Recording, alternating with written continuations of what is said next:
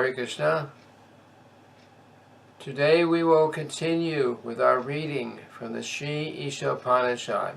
The translations, the synonyms, and the purport were written by His Divine Grace A.C. Bhaktivedanta Swami Prabhupada. It was also published by the Bhaktivedanta Book Trust. We will begin with the Sanskrit verse. Pushane karshe yamasurya prajapatya vyuha rasmin samuha tejo tate rupam kalyana tamang tate pashami so savaso purusha soham asmi.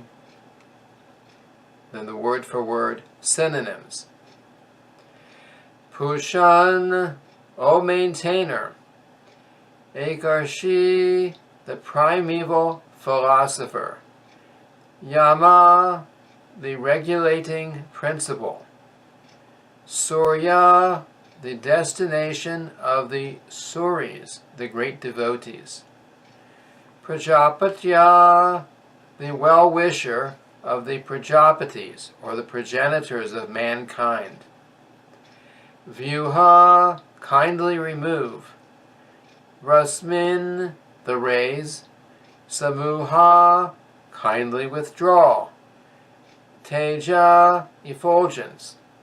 Tat, so that. Te, your. Rupam, form. Kalyana tamam, most auspicious. Tat, that. Te, your. Pashami, I may see. Yaha, one who is. Aso, like the sun. Aso, that. Purusha, the personality of Godhead. Saha, myself. Aham, I. Asmi, mine. Am. Asmi, am. Translation. O my Lord, O primeval philosopher, maintainer of the universe, O regulating principle, destination of the pure devotees, well-wisher of the progenitors of mankind, please remove the effulgence of your transcendental rays so that I can see your form of bliss. You are the eternal, supreme personality of Godhead, like unto the sun, as am I. Purport. The sun and its rays are one and the same qualitatively.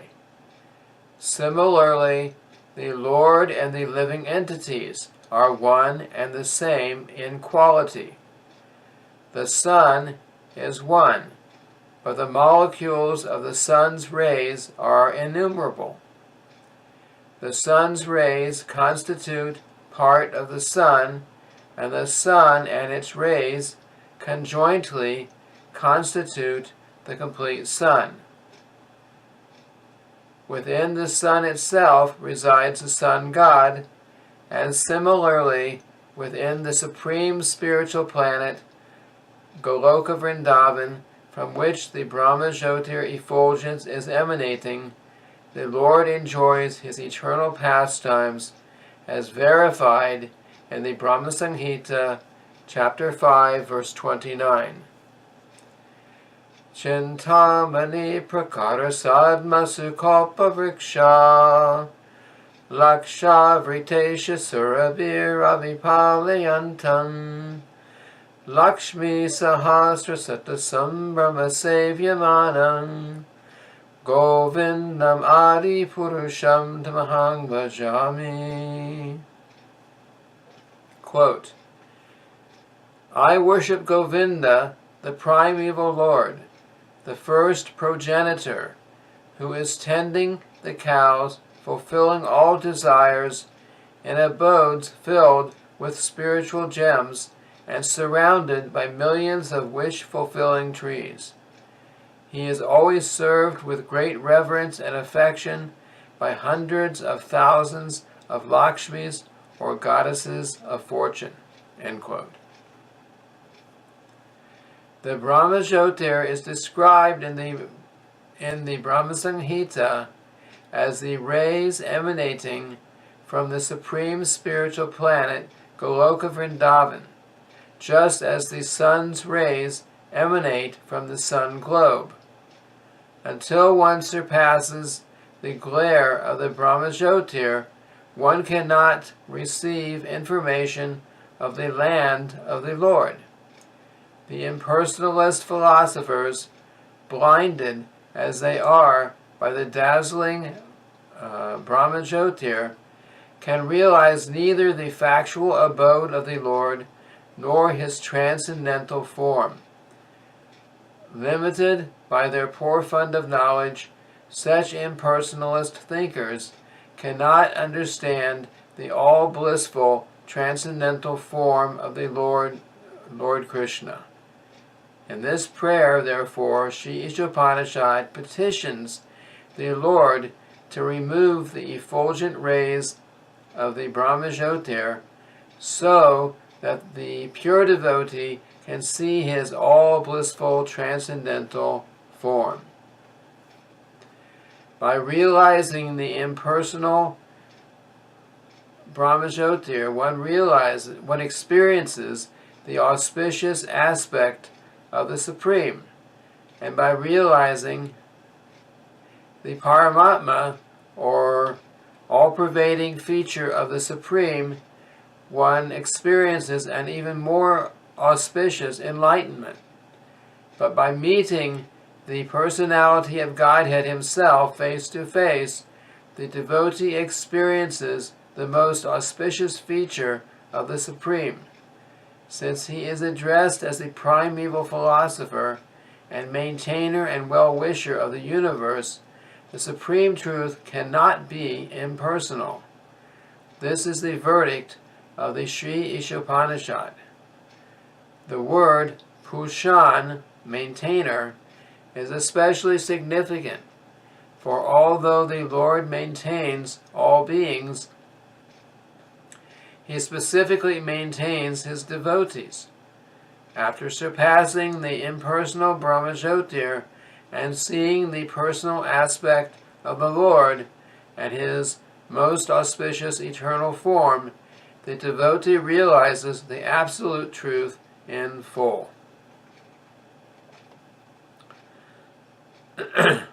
In his Bhagavat Sandarbha, Srila Jiva Goswami states, quote, "The complete conception of the absolute truth is realized in the personality of Godhead because he is almighty and possesses full transcendental potencies. The full potency of the absolute truth is not realized in the Brahmajyotir.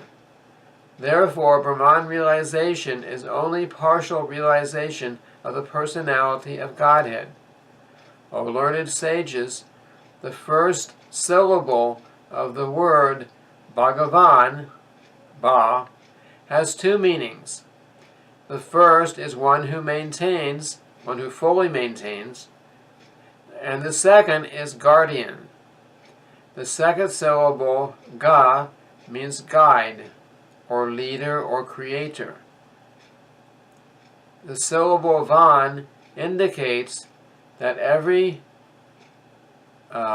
being lives in him, and that he also lives in every being. In other words, the transcendental sound, Bhagavan, represents infinite knowledge, potency, energy, opulence, strength, and influence, all without a tinge of material inebriety." End quote. The Lord fully maintains his unalloyed devotees, and he guides them progressively on the path toward devotional perfection.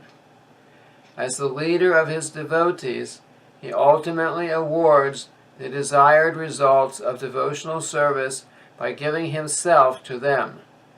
The devotees of the Lord see the Lord eye to eye by his causeless mercy. Thus the Lord helps his devotees reach the supermost spiritual planet, Goloka Vrindavan. Being the Creator, he can bestow all necessary qualifications upon his devotees so that they can ultimately reach him. The Lord is the cause of all causes. In other words, since there is nothing that causes him, there's nothing that caused him, he is the original cause. Consequently, he enjoys his own self by manifesting his own internal potency. The external potency is not exactly manifested by him, for he expands himself as the Purushas, and it is in these forms that he maintains the features of the material manifestation. By such expansions he creates, maintains, and annihilates the cosmic manifestation. The living entities are also differentiated expansions of the Lord's self, and because some of them desire to be lords and imitate the Supreme Lord, he allows them to enter into the cosmic creation with the option to fully utilize their propensity to lord it over nature. Because of the presence of his parts and parcels, the living entities, the entire phenomenal world is stirred into action and reaction. Thus, the living entities are given full facilities to lord it over material nature, but the ultimate controller is the Lord himself and his plenary feature as the Paramatma, the Supersoul, who is one of the Purushas. Thus, there is a gulf of difference between the living entity, Atma, and the controlling Lord, Paramatma, the soul and the Supersoul. Paramatma is the controller, and the Atma is the controlled. Therefore, they are in different categories. Because the Paramatma fully cooperates with the Atma, he is known as the constant companion of the living being. The all-pervading feature of the Lord, which exists in all circumstances of waking and sleeping, as well as in potential states, and from which the Jiva Shakti, living force, is generated as both conditioned and liberated souls, is known as Brahman. Since the Lord is the origin of both Paramatma and Brahman, he is the origin of all living entities and all else that exist. One who knows this engages himself at once in the devotional service of the Lord.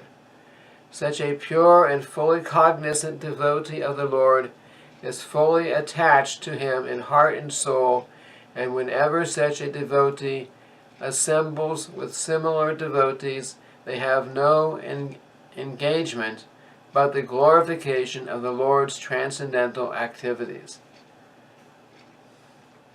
Those who are not as perfect as the pure devotees, namely those who have realized only the Brahman or Paramatma feature of the Lord, cannot appreciate the activities of the perfect devotees. The Lord always helps the pure devotees by imparting necessary knowledge within their hearts, and thus, out of his special favor, he dissipates all the darkness of ignorance. The speculative philosophers and yogis cannot imagine this, because they more or less depend on their own strength. As stated in the Katha Upanishad 1.2.23, the Lord can be known only by those whom he favors and not by anyone else. Such special favors are bestowed upon the pure devotees only. Sri Ishopanishad thus points to the favor of the Lord, which is beyond the pure purview of the Brahmajyotir. And so this ends the reading of the translation and the purport of the 16th mantra of the Sri Ishopanishad. Thank you very much. Hare Krishna.